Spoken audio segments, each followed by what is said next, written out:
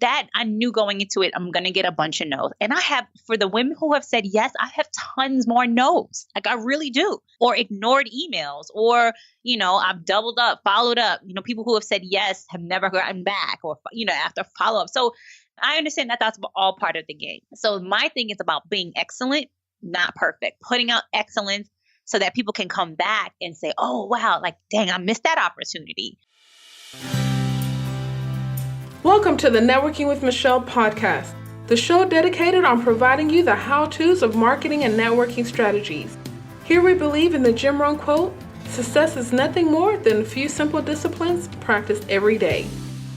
Hey everyone, welcome back to the Networking with Michelle show. I'm your host, Michelle Gomez. Absolute pleasure to be here to start my week with you. I hope all is well, and I wish you nothing but peace and blessings this week as we're all striving for greatness, right?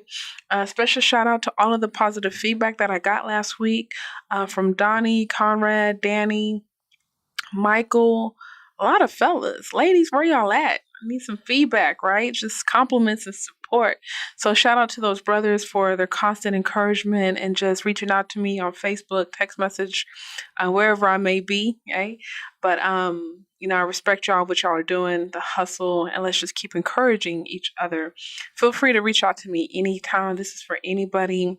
Emails, text messages, phone calls. If you know me, 713-298-5851. So we'll see if that's the real number or not. But seriously, I'm always grateful to do another podcast episode. I've been doing a lot of stuff online. The feedback has been phenomenal. So always grateful. So just, if you haven't connected with me already, please connect with me on Facebook and Instagram. First and last name, Michelle Gomez. Reach out to me on Facebook and Instagram. Those are my main platforms, because Mark Zuckerberg, obviously he has all of my attention. I'm addicted to those platforms, and that's where you can find me at, okay? So Facebook, Instagram, at Michelle Gomez. I'm also on Twitter and LinkedIn, but my good content is usually on Facebook and Instagram, okay? Look, I'm really going to just jump right into this show. I want to let you know this episode is brought to you by lynda.com. That's Lynda, Lynda.com. If you're looking to get new skills, better skills, you can start your free trial today. Anything from business, tech, creative, you name it, it's on lynda.com. Go to michellegomez.com/Lynda. Lynda, and you can start your free trial today. So without further ado, today's guest is Nia Perry. Hey everyone, today's special guest is Nia Perry. I met her just 2 weeks ago at the Black Enterprise Entrepreneur Summit. And Nia Perry, she is the CEO, the founder of Gradient Global Collective. I love everything about this woman and this brand. So we're going to dive in. Nia, welcome to the show. Thank you so much for having me. This is a real pleasure and honor for me. Trust me. Yes, fellow podcaster. Congratulations. Got a new podcast, Gradient Global. Thank you so much. Thank you. A labor of love, let me tell you. Yes, indeed. But what is Gradient Global Collective? Oh man, Gradient Global Collective is a new media company essentially, right? So we offer original and curated content really geared towards Black women entrepreneurs globally. That's sort of the long and the short of it. So we spotlight Black women entrepreneurs globally because I didn't see really a platform that would bring these sort of collective stories together, right? And so entrepreneurship is not an easy game. It's a very challenging thing to do. And so once you hear from other women who are doing it successfully in various parts of the world, right? No matter what cultural background they may have come from, whatever, socioeconomic background they may have come from, they're figuring it out every single day. And so large media companies, like Inc. magazine and Fortune, the ones that sort of I grew up watching and listening to and reading, we're just not covering our stories as Black women, right? And so there was a huge miss for that. And in America, we have, we're just sort of getting these organizations that are sort of rallying Black women entrepreneurs and sort of offering support, like the Amazing Boss Network or like Walker's Legacy, these awesome organizations. I didn't see anything that brought women from the diaspora, if you will, to one platform. And so that was something that really challenged me. And, it's been a thrill and truly a labor of love ever since. You have a good eye, because you're Oh, right. thank you. You're right. Because I follow Walker's Legacy. I've had a privilege to speak at one of their events. Oh, neat. Yeah. Yeah, you have a Natalie good point. Kofel is a bombshell. She's all the way amazing. Yeah, totally. How did you come up with the name, like Gradient Global? Break that down for me. Yeah, so Gradient's Global, and I know this is a marketing show, which I'm the biggest marketing geek and nerd, so I love it. Gradient Global really represents, and I trademarked just Gradient Global, right? So because I wanted more flexibility with that in particular. So the collective is sort of just the one one initial brand, if you will, to get out there. But Gradient Global really represents three things: the range of scale. So you think of a gradient, right? It goes from light to dark. You think of sort of a colored gradient. It represents the range of scale in which Black women operate businesses, from micro entrepreneurs, solopreneurs, which are the bulk of Black women in America in particular. 97.5% of Black women in this country are solopreneurs, which is, it is what it is, but it can be totally problematic to a degree, but that's the truth. So we operate businesses from small to very large scale businesses around the world. So that's one definition for Gradient Global. Gradient Global also represents the cultural and really cultural backgrounds of Black women around the world as well, right? So, there are people who come from, nothing, who have to pull themselves up by their bootstrap, but then we have very wealthy people in that community that come from, certain parts of Africa that were affluent, that didn't, have really want for anything. So that's the range. And then also, just on a face value, also the hues of Black women that we run the gamut from, the fairest fair to the darkest berry. So it's multi-layered, this Gradient Global brand for me. And it also allows for growth. If I choose to at some point, expand the brand in whatever way that I choose to do that, it gives me that flexibility if I want to. You're already global. Working on it. We're working on it. and you know what? It's sort of that was very strategic on my part. I knew that I wanted to give myself some room to grow, whatever that may look like. And so, yeah, I considered all of that. So fortunately, it's been working out. And yes, we have a global reach. So I'm really proud of that. And how have you been able to get to that global reach so quickly? Well, it was very strategic. I put a lot of thought into the brand. So I knew that, when I was finding these women, and I did some major research, hours and days and weeks of research and digging, which really to find these women entrepreneurs around the world who were doing amazing things in their community. I knew that for a few things. I knew that they would bring an audience with them, right, in their local communities, because people were aware of them where they are, but they didn't have the global reach per se. So I knew I would capture that audience. I also knew that I would be building relationships around the world. So all of that was strategic. From a podcast perspective, I knew that I wanted something interesting from an audio perspective. Okay, so now we have all the accents and the sort of inflections and the diversity there as well. So I thought through all of those things. Some things were like kind of organic, but that was the primary reason. So yeah, I'm glad that we actually started capturing that brand. And so really for the podcast and on the website, we get visitors from primarily in America, but Kenya is coming through big time. Haiti, Brazil. I even have some people in Asia, Singapore, so it's been interesting. It's an interesting thing to watch on the analytics side, I know we're focusing a lot on the current, but I want to go back a little bit, right? So before Gradient Global, what were you doing, and everything leading up to this point? Oh, so I have been in marketing probably over 15 years.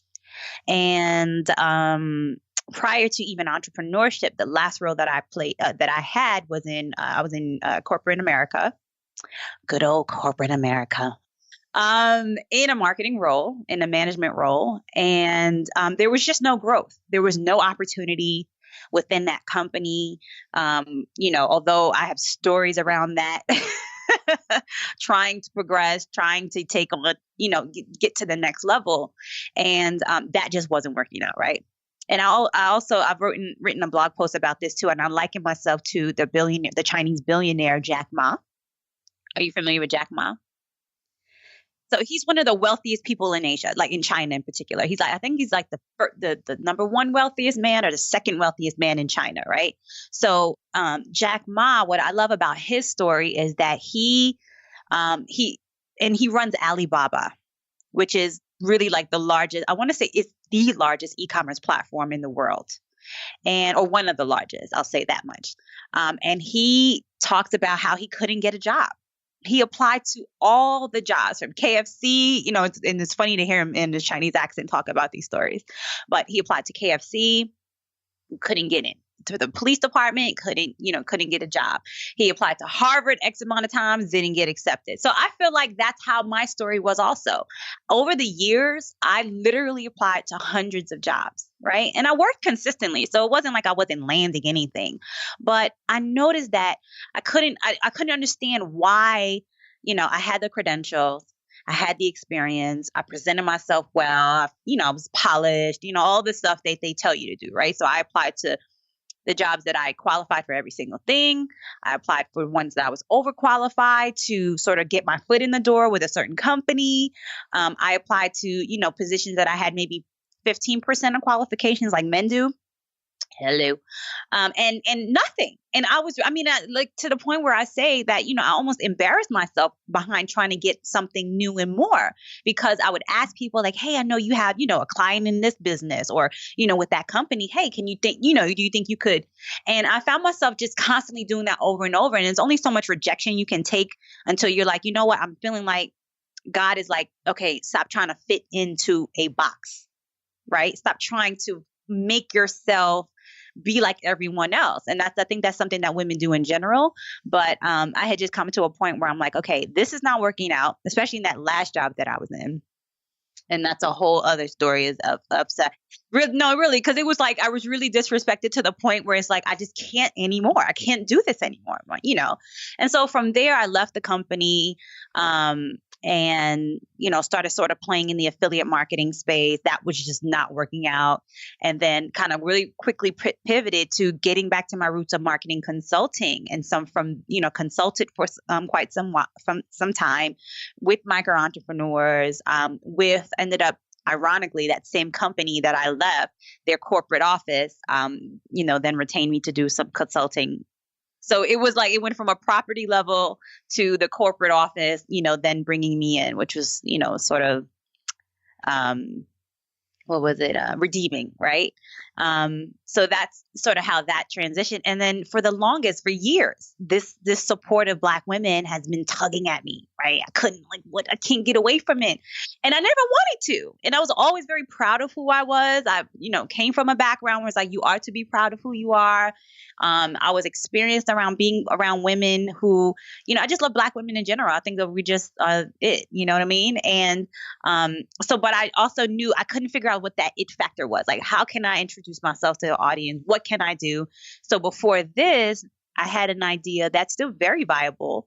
Before Grading Global Collective, I had ideas to create sort of digital marketing tools for micro entrepreneurs, for Black women solopreneurs, because I was finding that some women, they just couldn't retain me, right? Because my consulting fees, but they would be willing to pay for sort of turnkey marketing solutions. So that was where I was going with it.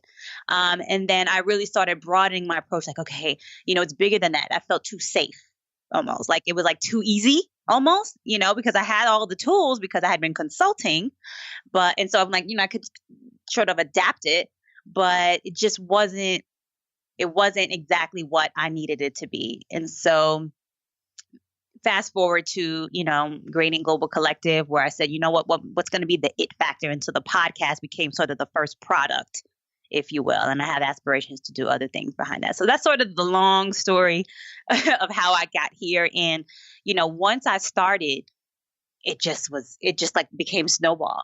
Like once I started, I always sort of had a good eye for brands, a good eye for color. That's sort of what I've done in my career and just in my life. I love, art, fashion, that kind of thing. Event design was something I did at one point. Jewelry design is something I've done. So all of those things collectively have brought me to where I am with Gradient.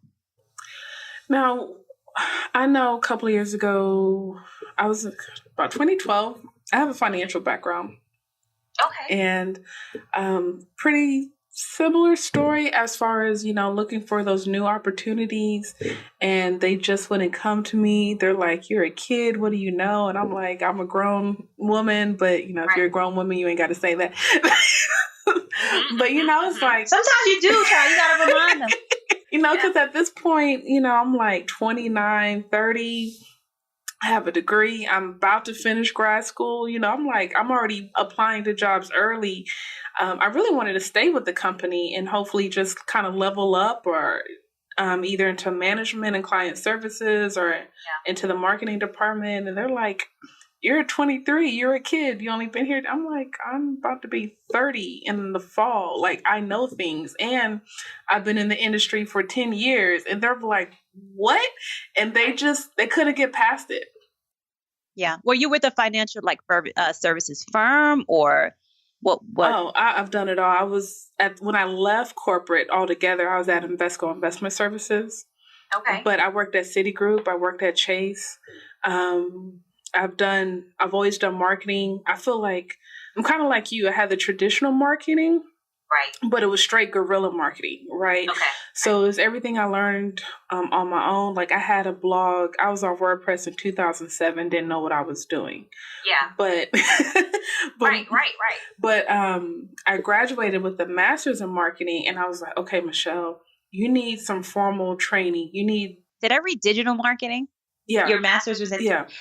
First of all, what school did you go to that even had the forward thought to even offer a digital marketing? Because you can't even really find that now, which is so crazy. Yeah. So I actually went to Full Sail University based in Florida. Okay. I took their online program, so I have a bachelor's in finance from U of H Victoria. And as soon as I graduated, I started the MBA program to do MBA in marketing. Okay. And I did one semester and I was like, I feel like it was the same stuff. It's just same stuff, longer papers. And I knew marketing was changing. This was in 2012 when I started. I knew marketing was changing. And I felt that if I finished this MBA in 2 years, I was still going to be behind the curve, the way marketing is going.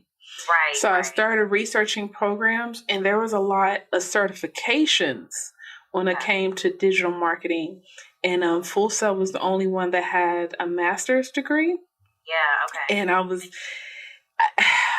let's just say I knew the plus and the negative when it came to going to that school. I don't regret it, but people were like, wait, where is the school at? How are they offering an internet market? They weren't ready. Well, doesn't it make sense if they're online based that they could really add value to an internet marketing degree? I mean, to me, that makes total sense. Yeah. And I mean, it was also in person. I'm in Houston. I wasn't about to uproot like that. But I will say this though, Full Sail, they teach you, they prepare you to work in an agency or to start your business. They don't prepare you for corporate. But I'm like, I'm going to have best of the both worlds. It's all about application. Yeah. And these companies weren't having it. So I started my company. But, when it comes to that learning curve, I get it. And I still feel like we're still in that. And I was talking to a gentleman the other day, and I was like, marketing is two things. And I don't know when corporate's going to catch up, but you either have marketing and sales, which is a constant conflict. And then you have marketing and branding. And somehow corporate, they forget the strategy. Like they forget the middle part. And they undervalue it. Yeah. Oh, most times. Yeah. But I don't know. We can talk about marketing. I get it. Listen, I know. I do. And I love marketing. Marketing has been I love it. I always say that, dance was my first love when I was a kid, and then marketing sort of became my second because I've always loved it. It's always been, I started learning marketing in high school, like in a traditional class. Like in my high school, I had a teacher that literally offered, it was a marketing class, and it was very early, and she was so passionate about it. You know what I mean? And she cared so much, and she was, a little bit wackadoo, but that's all good. But I learned so much from her. And I saw the fire in her belly and in her eye about marketing, and that school ironically prepared me for sales. It prepared me to market because we had I'm from New York. It was called the High School of Fashion Industries. And we would literally, it was a very unusual, sort of unique, environment because we had a school boutique and we had a school store. Like we had two. The fashion design students would actually the fashion merchandising students, what was it? Maybe the design students but we had full department store windows in the front of our school. Like this was a real deal fashion school. And their students' designs would be in the windows of the school. Like they really prepared you in that sense. And so we would have buying trips. We would have to go out. We had a budget of how much we could spend. We would have to buy for the school boutique. And, in the 90s, so we bought chopsticks for the girls' hair and, those type of products. But we knew it was going to sell. We had to know our target market. We had to understand, merchandising, how we're going to go in and and really display, the merchandise. And also we would buy handbags and all of that, and really have to sell. So we would do in-store. I was sort of hustling back when I was in high school, selling handbags to my best friend's mom, who would buy everything from me. So shout out to you, Auntie Lillian. And so those were the things that, you did. And so you don't realize at that age, how that prepares you, so we had this sort of traditional classroom education in marketing, and also that tangible hands-on. So, I really attribute a lot to what I've done in my career to that class and just those classes in general, because there were multiple, and just being, aggressive. So marketing has always played an important part of my life. Into high school and, some of the activities I was involved in there. It's always been a part of my life, and I love it still, Now, one thing I work with entrepreneurs that need to connect with their audience through content, right? And content can be so many things, and it's really wide open. Right. How important is content marketing today for entrepreneurs, the personal brand? Content is king, right? You've heard the expression, content is king. You've heard Google is king. And then you hear that content is king. Content is truly king. Content is something that it's the product, right? It's the sort of tangible, even if it's a digital piece of content, right? It's still a tangible sort of tool that can engage with your audience, that can capture your audience, that can add value to your audience, that can, that can educate, that can inspire, that, it's so wide reaching.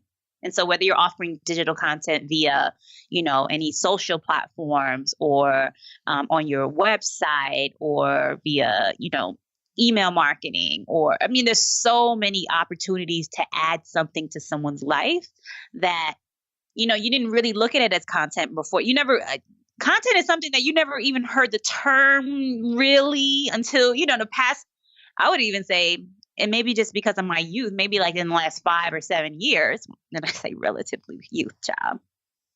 I'm holding on. But content is truly, truly king. And I think the masters of it know how to repurpose it, how to splice it and dice it and really maximize it. And that's when you're mastering content marketing, because if you can use one blog post right? It may be, and not even something curated, because curation is a whole other deal when it comes to on content, which all opens up a whole new world, right? It just, it's not all about, and that's the thing, I don't know if people understand, that content creation is not just about original all the time. My platform, Gradient Global Collective, we curate as much as we do original content, because I understand the value of bringing in other resources from Inc. magazine, from Fortune magazine, that can then educate our consumers, our end users, on things that they may not have known or written. And because I don't have, I don't have a lot of time to write all the time, although I've really learned to enjoy writing since I've become an entrepreneur in the last few years here. And it's really been sort of, what's the word, cathartic. You really are able to sort of put down your thoughts and your emotions and everything down in a good, well-written sort of blog post. But I don't have time to do as much writing as I would like to. So I bring in tools and resources that can still add to my community, someone can still grow and learn from, which is the whole intent of the platform, to empower and to grow you as an entrepreneur, as an aspiring entrepreneur. So content is king. It's something that I'm constantly looking to figure out how to do more of. How can I repurpose? How can I splice it and use, a quote here, quote there from things. And I'm trying my best to fully maximize it. And I'm learning every day how to do it. So I know you have the videos, you have the podcast. We're going to talk about the podcast, but I got to ask you this. Yeah. You going to come out with a magazine? What's interesting about magazine, print is not dead. Like, despite what people think, print is not dead. Like, I don't think I would do, although I say that in the same breath, I don't think I would do something print because of the cost association. You know what I mean? It's pricey. And that's why, brands that I've admired and that I'm sure you've admired, growing up, Black Enterprise and Ebony and Jet, even, right? Jet went completely out of circulation. They're just digital, and they're rebranding at this moment, right? But it's a hard game. It's a hard game to be in. So if I'm going to do a magazine, and I've considered it, I have other ideas, but if I do a magazine, it would be digital. It would be digital. Yeah. I have to ask, because you brought up ink twice. So yeah, because I'm one of these, I was a nerd, like, and I don't have any problem with that. Like, I love and it's probably I know that it's what led me here, right? I've always loved to hear how people got their start, what motivated them, the failures that they've had, and so when you read like, how I made it or how I got my start with Inc. magazine, like, I always went to that section first. So I always looked at those, that content on their website first, because I've always inspired by how people have persevered, like how they've made it past those difficult times, the challenges that they experience. And so that's really what led me here, because I love to hear a good story, especially about being an entrepreneur. I've always been attracted to the entrepreneurial journey and experience. So that's really what led me here, and specifically speaking to Black women entrepreneurs. So yeah, so that I used to listen to The Big Idea. I used to watch The Big Idea with Donnie Deutsch. I don't know if you remember that show. Awesome. He would always talk to entrepreneurs. A Caucasian gentleman, but I just liked him, and also liked, listening to the stories of the entrepreneurs that were on his show. Of course, I love, what's my friend's name? He's not my friend, but he's still my friend. What's the one? He's of course, Shark Tank, but I've kind of fizzled out. The Prophet. I adore Marcus Lemonis. Oh my gosh, he's my BFF in my head, because he's just honest. Like, he's like, look, you're not going to get my money, and you're not taking this seriously, and I'm so here for that. I totally get that. So I've always watched that sort of content. It's always been attracted to me. Black Enterprise always been attractive to me because I like to hear about success stories. I like to hear about, and even the failures, because you learn so much from failure. So those sort of things, they've always been something of interest to me. And it's just, that's why we are a new media company, because we want to sort of turn that concept on its head. Although I have traditional media plans, but that's been, that's sort of how I'm approaching it now. Yeah, no, I get it. And I think one of the questions I wanted to mention, or statements I wanted to mention earlier, is when I started out 4 years ago as a business, my target client, my target audience was like 45 and older, because I knew they were having a difficult time making that transition into social media and new media marketing, which, can once again be so broad. Sure. What about you and the clients that you service when it comes to, providing or creating all of this content?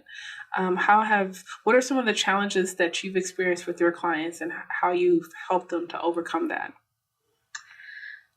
Well, it's so funny. Once I started getting into this space with Gradient Global, I took a step back on the consulting, because I knew I needed to put all of my energy and effort toward getting this brand off the ground. And so now that I feel like, let me knock on wood, child, because let me tell you, if I even come out my mouth and say I feel like I'm getting on a better footing, I can't even say that because I'm still so new with it. Mm-hmm. You know what I mean? I challenge it every single day. My website is so finicky. I love her. She's beautiful, but she's moody. You know what I mean? That's so honest. She's moody. But I deal with it. I've cried many tears around, not getting things right, or it's just not working out, and so but I love it so much that I'm not giving up on it. But I say that at the same breath that I'm now just going to be rolling in new consulting and, sort of really getting back to maybe offering some of that digital content, because, from a residual income perspective. So now I'm in the space of, okay, now I've gotten Gradient as the new media brand off the ground. I need to then get back into consulting and sort of figuring out what that looks like for me and how I can offer some of these branding and some of these marketing experience that I brought along the way back into the marketplace in a way that makes sense for our brand, and that is sort of fluid and easier for me, where I'm not having the deep dive of consulting. Although I do have some clients right now that I'm getting ready to work with as far as, really a deep dive and branding and the whole sort of process. But that takes time. Right. That definitely is a commitment of time. And I'm not somebody that I'm never going to shortchange anyone ever. Right. Absolutely. Right? The client, my expectation is that I bring everything to people that I work with. Everything. And even to the point where even the women and the entrepreneurs that I have the pleasure and honor of speaking with for the Gradient Global Collective podcast, their brands matter so much to me. And so I have the responsibility to represent their brands well. So when I ask them for photo, to do marketing around it, when I listen to their stories, I take a lot of care and time in making sure that I'm representing them and their brands well on my platform. It's important to me. And so I bring that same sensibility to clients that I work with as well. So Black women, we're killing it. Education, number one. Small business owners, number one. Oh, yes. Podcasting, I'm just going to say we're number one. I don't know if that's a fact or not. Hello. But when I look at it, it looks that way.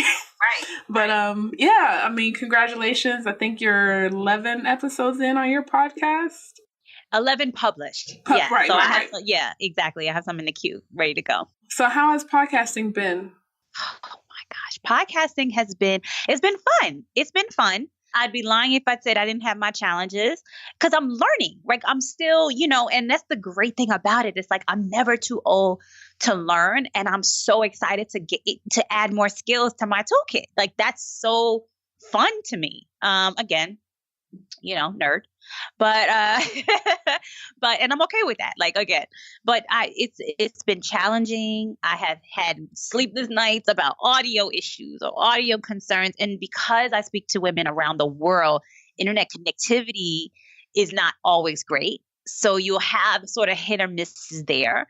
And all you can do is do the best you can, put out the best quality you can, and you can't stress yourself out. I tell myself all the time, like, okay, did I do the best that I can? Did I edit it to the best of my ability, learning new software, producing it? Like all of this is completely brand new to me. How I present it and package it is my experience, right? But the technical part of it is challenging. And And there are tools and resources, but there's nothing like getting in and learning and failing and messing up and figuring it out every single time. So podcasting has been fun. It's been an honor for me to speak to these amazing people who have really trusted me with their brand. Like the first maybe 6 interviews or so that I did, I had them in the can. And I wanted to make sure that my website was at least live before I started inviting people, right? So they could see the quality, that I'm presenting.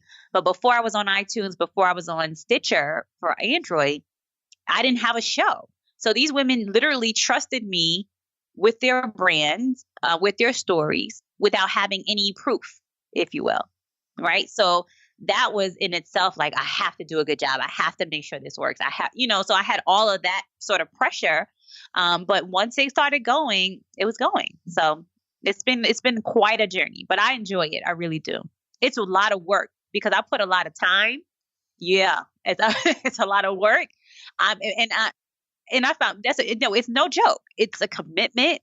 And I'm to the point where I do, and I've always done it since I've started.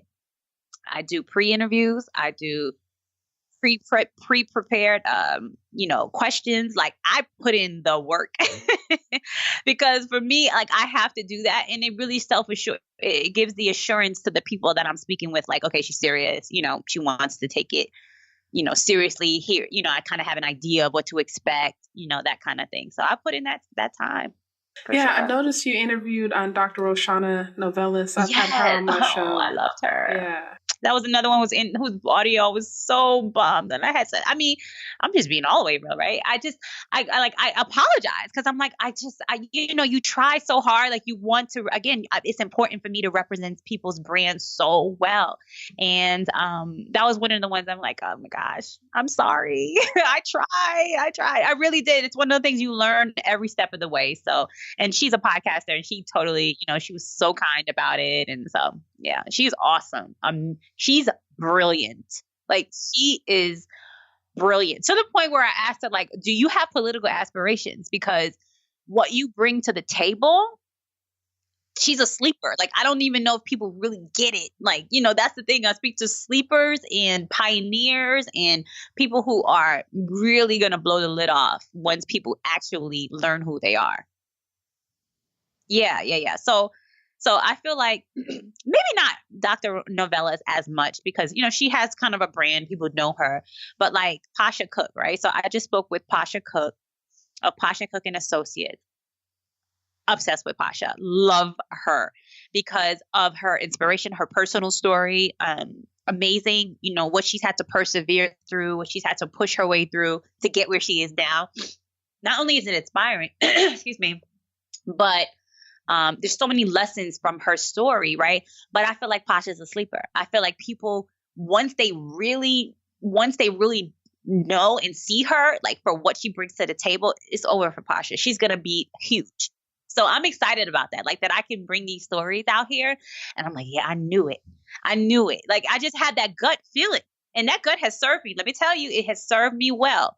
And so I know that there are people like that who are in the world that I have the pleasure and honor of speaking to and sort of in my teeny tiny way helping to contribute to bring their stories to light. So yeah, and I like I hate categories, but I like your categories. Okay. But yeah, I have a friend and she was kind of like, well, Michelle, why don't you well, let me back up. Prior to the past 2 months, I didn't interview a lot of Houston people. Yeah. And I know. Okay. So I know. No. Yeah. We'll talk about that. Go ahead. No, but like every August though, I dedicated that month for Houston small business owners, right? Nice. So that's what I was doing. It wasn't as consistent or often as it is now. And then I did a survey and we were like, we want more Houston people. And I was like, okay. But so one of my friends, she was like, well, why don't you interview such and such? Okay. And I was in my feelings. I was like, he was one of the first people I asked to interview Yeah. And he didn't do Yeah. it. So, I'm like, I'm sensitive about my platform. I know that's right. Hello. Yeah. And now he's doing a lot of interviews, and he's like, can I get on your show? And I'm like, but like everyone's interviewing you, and now it makes it, and I'm single, I'm selfish, I'm older. Yeah. But it's like, it's going to be a difficult interview, because now I got to ask you questions that everyone's asking you the same thing, basically. So I got to go in and do my work and figure out how can I make this interview different. But I try to tell people I like to catch people on the rise. That's the thing. It's like catching people on the way up. Yeah. And it's easier when you can be like, oh, I got them first, or, got that eye. I saw them. They're a sleeper, or they're an innovator, whatever the case may be. And my friend was like, what? Like, no, I get it. Like, I told you, going over her head. I was like, no, you gotta, like, especially now as a young professional, like a lot of us have transitioned where we're educated, we've quit corporate, our side hustles, our businesses are taking off. And I'm like, I'm talking about the incline. Yes. Like, I want to catch people on the incline and not at the peak. Yes. But it's very interesting. And another thing I've said in previous interviews is when I wrote my book, and that's how I fell into podcasting. I was like, my book allowed me to invite myself to other people's platforms. But now that I have a platform, I can invite who I want on my platform. Yeah. And, and have these authentic discussions with them. But I think, that's the thing about storytelling and, snagging great guests, because, 2, 3, 4 years from now, you're like, what? Like, I saw it. Like, I captured that interview before anyone else, saw it. And I think that's one of the beauties of podcasting. Yeah, for sure. And interviewing. And that's the thing. I think there's a component of ego, right? But I recognize, let's be honest, right? But what I recognize, and I was very cognizant going into it, like, okay, again, I'm not live, especially early on, I'm not live, right? I don't have a real presence social media wise. Like, why would somebody who is of certain stature speak with me, right? I think I'm the bomb, right? To date myself. But everybody else does not necessarily, And so I was very cognizant of that early on. Like, okay, I do know I'm not going to get some of the big interviews. And for me, I understand that there's value in speaking to someone established, because they bring a brand, right? They bring an audience. So there's a value in a good mix of that. So I would say maybe be open to a little bit of a blend. I love the way that you're thinking about it. Like, ask something that they maybe haven't asked, kind of bring that perspective to it. But that I knew going into it, I'm going to get a bunch of no's. And I have, for the women who have said yes, I have tons more no's. Like, I really do. Or ignored emails, or, I've doubled up, followed up, people who have said yes have never gotten back, or, after follow up. So I understand that that's all part of the game. So my thing is about being excellent, not perfect, putting out excellence so that people can come back and say, oh, wow, like, dang, I missed that opportunity.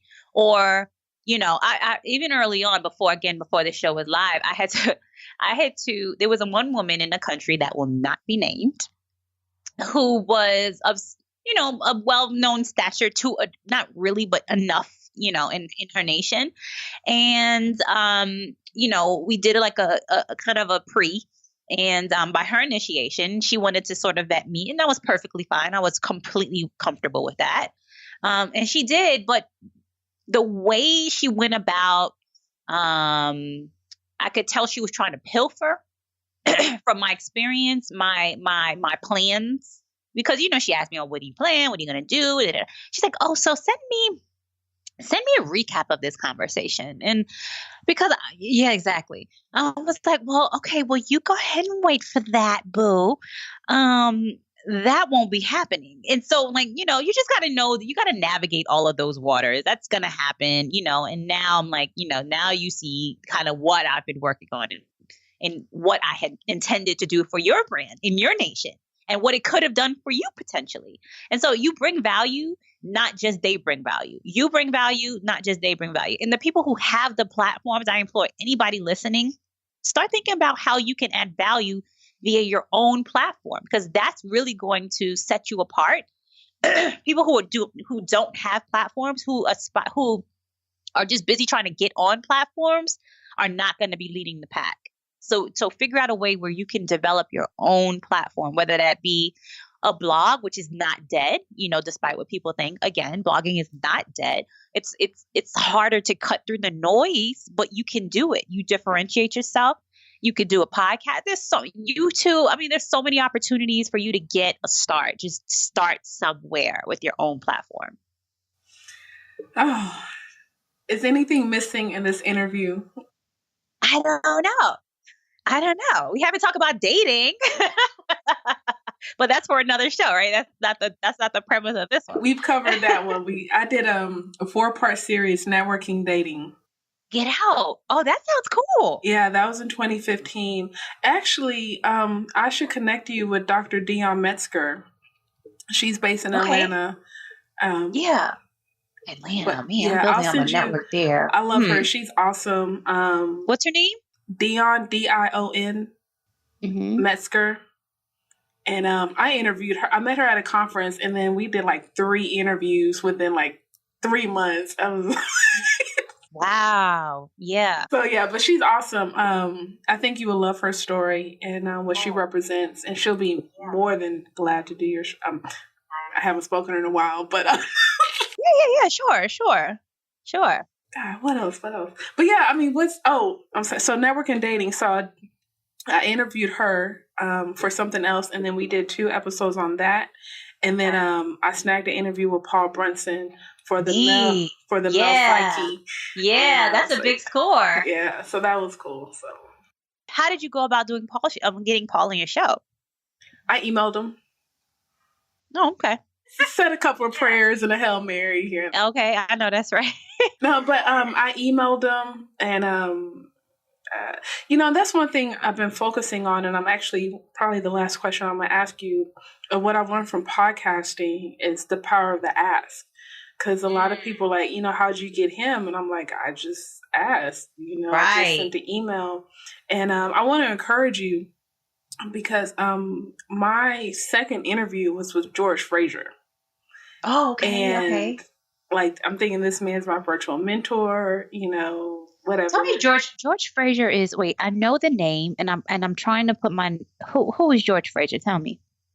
He's an older gentleman. He's probably in his 70s now, but he's an African-American who pioneered pretty much networking within our community. Oh, okay. And he talked about, his corporate journey and, wow, how, the white boys were, doing it and bringing in the concepts of networking and relationship building within our, one of the last books he wrote was called Click It. Okay. I can't remember the subtitle. And then this was in 2015. And then he also wrote Mission Impossible with Les Brown. Nice. Yeah. So, it's like a virtual mentor. And I just emailed him and we did the interview. And I mean, audio wise is not one of the best interviews, right? I know. But one thing he did say to me, he was like, I commend you because a lot of people would be afraid to ask me. Wow. For anything, let alone a podcast. And I was like, and when he said that, for that to be my second interview, I was like, oh, game on. It's on. Exactly. Right. As it should be. Wow. Okay. Yeah. So I just want to. That's a good one. And I mean, once again, that's, that's why you have the platform, right? And, what I want to do is I'm having a hard time reverse engineering myself. But eventually I need to find ways like, okay, Michelle, how do you pitch? Like, what are those components that I'm adding in these emails to get people to say yes? Yeah. Even if they don't say yes, but people compliment me on the guests that I have. So I want to be of service and offer that, to my audience somehow. So I'm working on that and a couple of other things. Cause I'm like, I know I'm in my head. I'm like, I don't know. I just send the email. Right. No, you do. And that's the thing. You sort of, and women do that in general. We diminish what we bring to the table. And you clearly have done a lot because you've been doing this how long? 2 years. Okay. Yeah. You've learned a lot in 2 years, guaranteed. You've learned a lot in 2 years. And the thing is about putting it down on paper, like, okay, what do I actually do? Like, what are those gifts? And you know what I found? And I had a gut feeling about this, but I wasn't sure, is that sometimes you'll ask people to do it, but they don't even feel confident enough in themselves to say, well, why would you want to talk to me? Why? I've gotten that from women who literally are pioneers, like people who started industries in their countries, who were the first to do it. I'm like, what do you mean? Why wouldn't I want to speak to you? Of course I want to speak with you. And people who have notoriety, who have press, is like, you want to talk to me? Oh my gosh, thank you so much. I'm like, what do you mean? Of course I want to speak with you. You know what I mean? So it's a really interesting kind of thing. And I love the just, go for the ask. That's good. So Michelle, what are we going to do more of? Like, let's tell the audience now. Let's commit to something to them right now. What else are we going to do? Or do you want to regroup? Let's gather and then we'll get back on here and talk about it. I'll say this. A couple of years ago when I was at Chase, this woman was like, it was a phone call. She's like, you have a nice radio voice. And I laughed and I was like, okay, whatever. Like now I'm a podcaster. At the summit, someone was like, you're going to be the next Oprah. And I laughed again because I'm like, this is not the plan. But I'm in a better place where I was like, maybe I should embrace, this statement, this compliment. Yeah. So I would like to, I don't want to say TV or YouTube channel, not yet. But what I want to do, I want to start doing live podcast. Yeah. And I don't know what that looks like right now, but maybe once a month or once a quarter, try to, book some kind of room or a venue or something. Mm-hmm. And, but I want it more of like a fireside chat type of thing. I love it. Yeah, that's awesome. So I love that idea. That's what we can do. And I think that's what, speaking of Dr. Novellas, I think that's what she did with her Enrich Her series on her Startup Grind podcast. I think she had a venue and then she invited people in certain increments. So it's brilliant. I mean, it's such a good idea to do that for sure. Yeah. And so that's what I would like us to do if possible. Yeah, I'm here for it. I'm down. We can do something in the fall. That's just lightweight. There's so many other things, Michelle, please. Yeah, I mean, I'm just following your lead. I mean, so I'm surprised you even were recording this part, but yeah. Yeah. No. Y'all just wait. We got some things in the pipe. They don't know yet. We don't know yet, but it's coming. Right. It's coming, and I know that. That's what I know. So. Oh man, this has been an absolute pleasure. So how can people find you? Yeah. Across the board, how can people find you? Perfect. So again, the Gradients Global Collective podcast is on iTunes and on Stitcher for all my Android users. I couldn't forget about you all. And also obviously available on the podcast page on gradientsglobalcollective.com. And I love everyone to follow me on Instagram at Gradient Global. Though if you don't do anything else, follow me on Instagram right now and then also listen to my podcast. So those two things. Yeah, I hear those call of actions. Awesome. Thank you very much. So the final question. Okay. What has been the biggest ask of your career? Going back to the power of the ask, that one thing, that one moment where you had to approach, maybe it was a supervisor, a client, a networking event. Yeah. And you knew if you just had this opportunity to ask them this one question or favor. Yeah. What was it? You know what? The first thing that came to mind, and I didn't even realize how, I guess it's interesting that that's the first thing to come to mind, but two things came to mind. But the very first thing that came to mind was actually when I was in high school. And we had gone on if you will, a field trip. And mind you, the field trips we went to were like to fashion businesses, like fashion companies, right? Which is multi-billion dollars. So that's nothing to sleep on.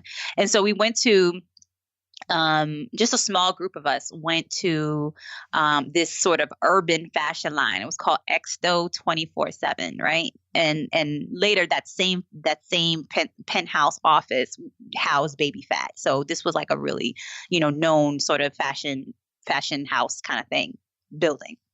And the very first ask that really was informative and transformative for me, I should say, that was to, after that little field trip of 10 of us, I asked the senior salesperson that kind of showed us around a little bit for an internship. I pulled them to the side and was like, hey, I would love to come here and work. I'd love to intern for you guys. And I got the job, right? I think that one ask, what that has done was allowed and empowered me to say, you know what, I can make that ask. And you don't know how that